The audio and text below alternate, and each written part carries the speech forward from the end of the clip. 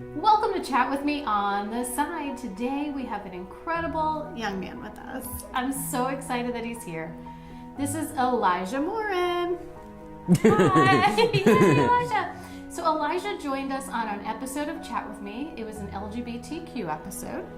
And he said so many fascinating things to me where I was just like, give me more! And so I invited him to be with us today so that we can talk about more. How's that sound? Yeah. Yay! So Elijah was on the episode, the LGBTQ episode, representing the T. Because he is transgender. Yes. Yes. So tell me, let's just get right in. Is that okay? Let's just go for it. How old were you when you thought to yourself for the first time that this may not be the right body? There were always little instances, like one vivid memory I have is I was probably like 6 and we had a blow up pool in the backyard. And my sister is 4 years older and she would always have her friends over. And I remember one specific time going up, just putting on swim trunk shorts and going out and like bare chested was like... Without a thought? No, it was like, I mean, I know guys wear this to swim, but I want to wear this to swim, so I'm going to go out and swim like this right now. And, you know, every haircut growing up was always longer than I wanted it. I would cry. But at this point, you probably couldn't even process what that meant. I didn't know what it was, and I didn't really know what the LGBT community was until one of my best friends growing up, who's several years older, came out as lesbian to my mom. And then it kind of registered like, okay, girls don't have to like girls, boys don't have to like boys. There's more to it. So sexuality was my first kind of intro to gender. And so I was like, okay, she likes females. As I got older, you know, 12, 13, I was like, I like females. I guess this means I'm a lesbian. So I came out when I was about 12 or 13. Yes, it was interesting. Yeah, that's young. Yep. And then from there, in college, I had a few friends transition and I saw them go through it. Realized that it was something that people can do, something that I can do, kind of evaluated my support system and was like, I think I can do this. Support system is everything. You can't go through it by yourself, and I don't know how some of these, you know, homeless LGBT youth do it. I really don't know how they do it. And luckily there is support out there. There is. So we will definitely get some of those resources out toward the end of the episode to make sure that people know that there's help out there. For sure. There's always help out there. But you happen to have a good support system. I do. I'm very, very lucky. Yeah. How did your mom respond?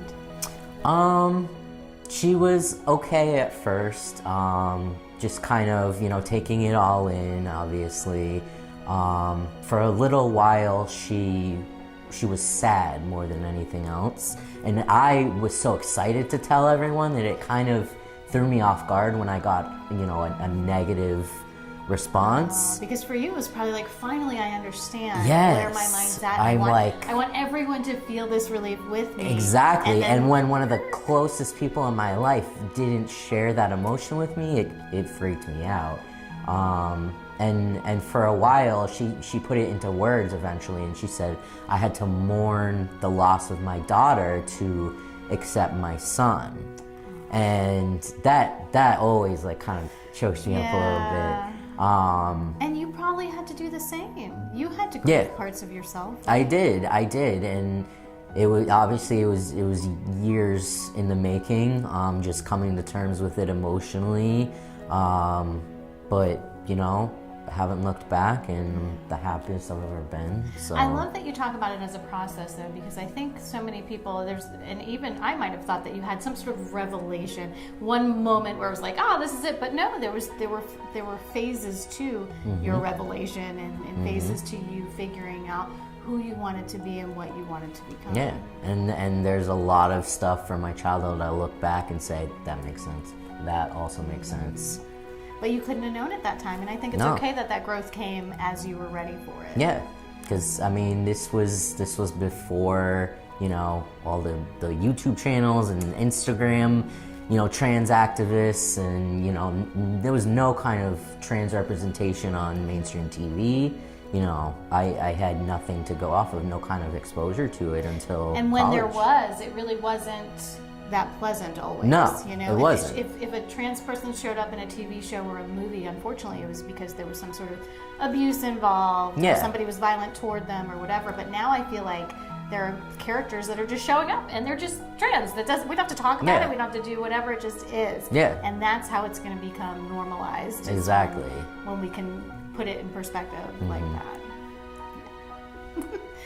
So for you, this is a huge deal. Tell me where you're at, if you're okay with that, in your transition. Yeah, so I have been transitioning since March of 2016. So just past the 3-year mark. I had what's called top surgery. So basically for trans guys, it's a double mastectomy.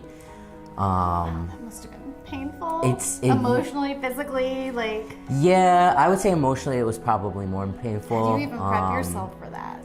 Honestly, you've been attached I to didn't your whole really life. think of it until the last week right before my surgery, and all of a sudden I was really overwhelmed, and I was like, and I'd never really had a big surgery either for anything. It definitely was more painful emotionally than physically. I didn't feel a thing. I went to an awesome surgeon down in Plantation, Florida. He specializes in trans surgeries. He's amazing. Had my family there, had my friends there helping me. It was honestly the best decision I've ever made, especially living in Florida with the heat. Binding was miserable, and I was very fortunate to have the top surgery fairly early on, because some trans guys go 10 years, 15 years without, a lot of the times it's finances, because it's elective. Yeah, they say it's a cosmetic surgery, and most insurance companies won't cover that. So thankfully we were in a situation to pay out of pocket, and it was the greatest decision I've ever made. That's amazing. Yep. I wonder if we will ever get to the point where it can be considered medical, considering it's in your mind, right? I mean, this is something that you need for you to feel whole. Yep. And it just seems like it's not cosmetic, it's a part of who I am. And I mean, that's common sense, but there's also been things that have changed, like taking the word transgender out of the mental illness category, right, and things like that. And it's like, if you're doing those, why wouldn't it translate to the medical field? Yeah. Wow, that's amazing. And you said it was the best decision you've ever made, so you feel good? I feel good. I've just within the last maybe 6 months started to go by the pool with no shirt on, and even though I'm comfortable, I'm constantly scanning around, making sure no one's coming around. And if they do, I'll quickly put my shirt back on. But is it the scarring? It's the scarring. Okay. It's the scarring. Yep. They're pretty thick. It goes from about here to here on each side, so it's noticeable. They have faded a lot. So. But honestly, a lot of men wear shirts at the pool now. Yeah. I mean, my son always does, even some long sleeves. Sometimes it's more of a protection from the sun than anything else. So. And I mean, I'm not the most fit person, so. What are you talking about? I actually, like I said, I've been transitioning for over 3 years, but I still get body dysmorphia from time to time. One of the biggest things for me is my hips, kind of, the female shape. Oh, okay. I get really self-conscious about that, but everyone's transition's different, everyone's body's different, everyone's body, transforms differently and reacts differently to the testosterone. And this is the shape of my body, so. And you should love it, because you're gorgeous, darling. Thank you.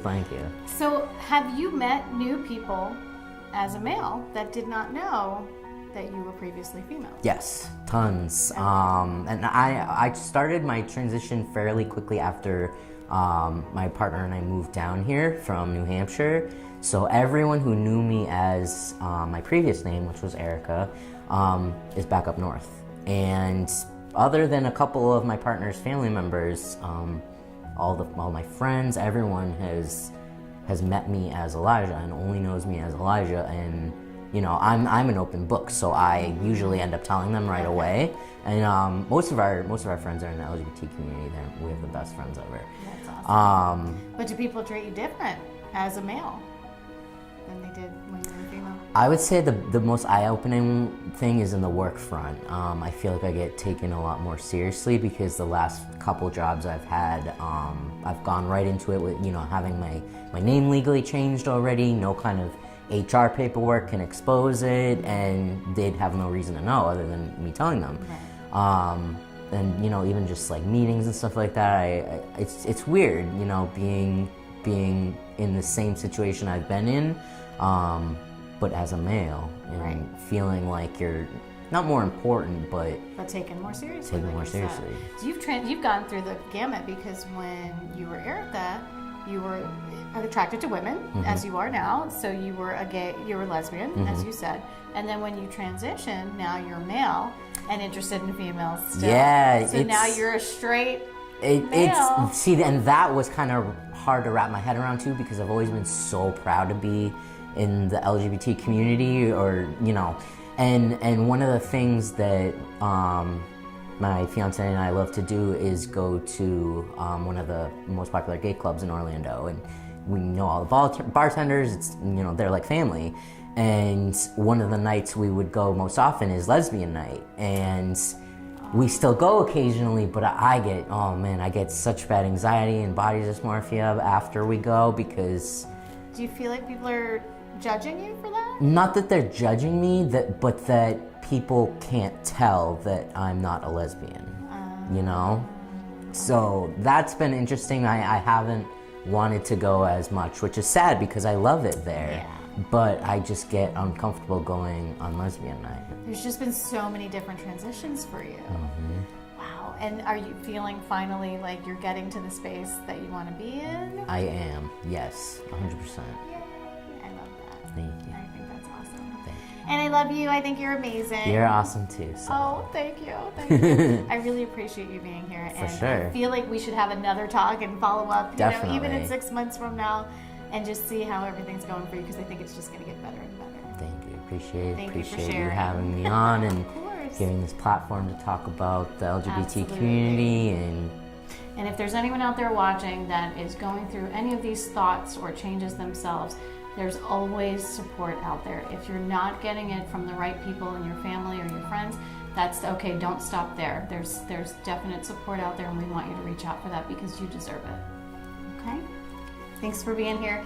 Thank you for watching, guys. And as always, take care of yourselves, and don't forget to take care of each other.